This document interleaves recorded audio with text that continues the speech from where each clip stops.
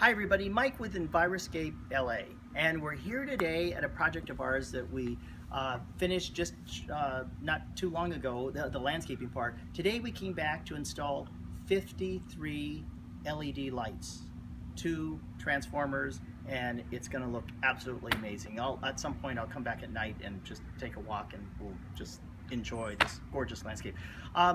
Reason I want to talk to you today about LED lights is because LED lights are a somewhat newcomer to the scene. LED lights have actually, landscape lights have actually been on the scene of the landscape since the 1960s. And back then they were putting Campbell's soup cans with a little light in it. I mean, that's what they were using way back in the old days. Now things have really gotten sophisticated. The lights that we like using are the FX Luminaire, FXL.com. The reason we like them because they have one of the best warranties, and they're easily accessible, made in USA, actually right here in San Diego, California, in California. So we love that about FX. What is an LED bulb? We've got path lights, and what the LED is. There's actually isn't such a thing as an LED bulb because it's not a halogen bulb, but it's actually called a light emitting diode. This is 1, 2, 3. You can see there's no bulb. It's a diode, and so they actually put filters on them, so it gives you that warm light. In themselves, most of the time, LEDs, well, back in the old days, they were kind of a bluish color. Not good unless you're like maybe at Disneyland, but for our purposes here, it gives a nice warm light. Now, some of the reason why you want to design, or one of the things to think about what the plant material is going to do in the future. And so these podocarpus trees, we're hoping that they're going to get about 20, 30 feet high. Going to provide a nice, big, beautiful green wall. We want to be able to uplight that to give a green wall look, so at night it'll be able to show that. We have path lights. These are called path lights, these these copper ones.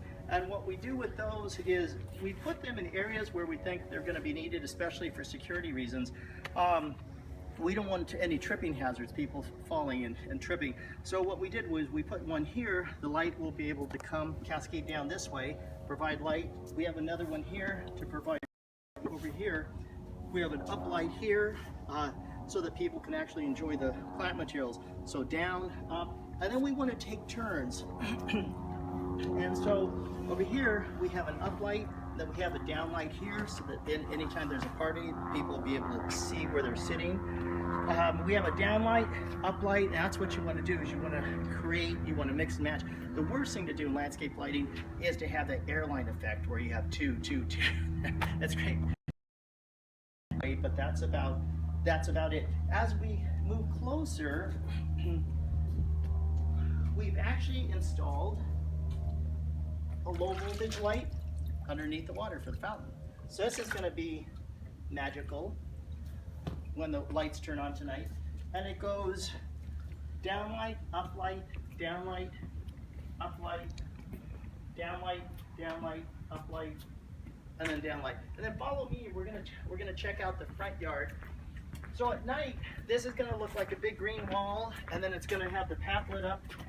One of the beautiful things about lighting in the backyard, one of the beautiful things about it is that it really reflects the light, so you're gonna get a lot more bang for your buck.